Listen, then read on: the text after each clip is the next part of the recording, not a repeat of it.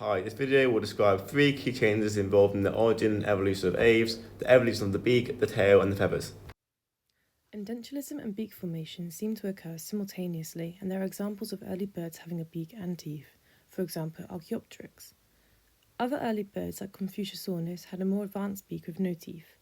Some dinosaurs evolved to lose teeth as they got older and sprouted a small beak. There's a lot of variety in beaks which help to fill niches opening up to avian pteropods.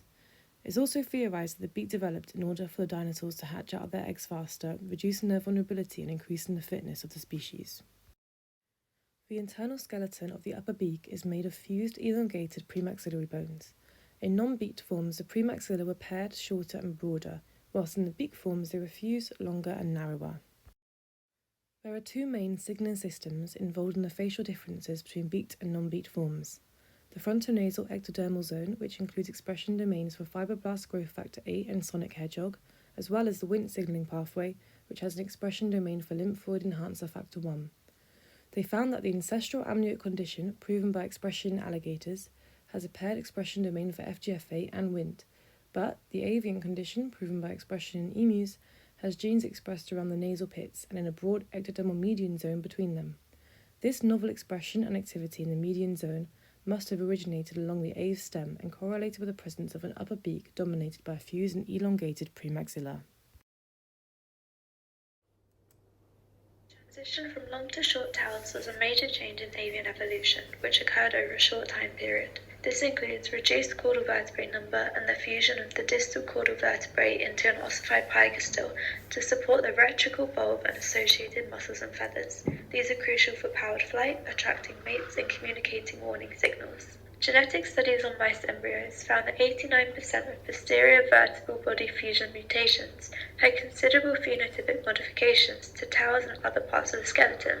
For instance, mice mutants with increased retinoic acid develop shorter tails. This can be applied to the transition of long to short-tailed birds, as fossil evidence of early birds show that the truncated tail and associated alterations occurred in the same time period.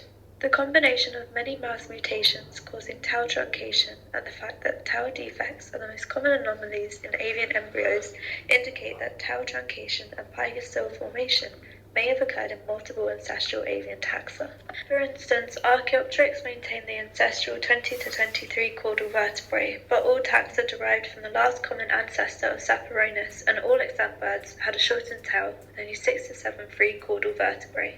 Thus, genetic studies and fossil evidence suggest that convergent tail evolution among early birds is likely and highly adaptive. Feathers originated before birds, despite the fact that they are considered a key avian trait. It is proposed that feathers occurred across dinosaurs and the sister group Pterosauria. They acquired pinker fibers that share key characteristics with feathers and have been regarded as simple feathers, which provide likely functions in thermal regulation and aerodynamics. This occurrence of feathers in pterosaurs extends their origins to minimally the early Triassic. Over time, feathers became more complex, with theropods showing a greater diversity of feathers with 7 feather types. Other dinosaurs, such as Coelurosauria, so simpler feathers, but Maniraptora also display pernicious feathers, as seen in modern.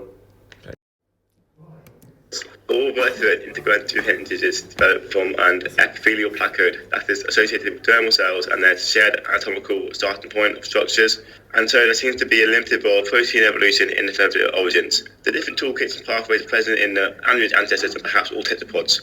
The absence of wingless integrated activation prevents placode initiation of all types of appendages in all species. The ectodystasmin A pathway is activated downstream of the wingless integrated signaling. Correspondingly, ectodystasmin triggers, among others, fibroblast growth factor and sonic hedgehog signals required for the growth of the placode.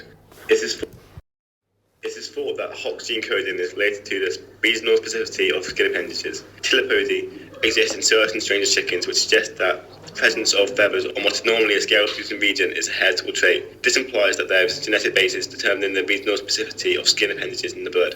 It was found that retinoic acid is found to cause further formation of all 3 types of scale, which implies a chemical basis for conversion, and when added to cultured feather explants, feather buds convert into scale-like appendages. There are regional differences of the Hox expression pattern on chicken skin, and correspondingly, retinoic acid causes the expression of Hox T13 in the foot to disappear, approximating it more to that of the feather dermis.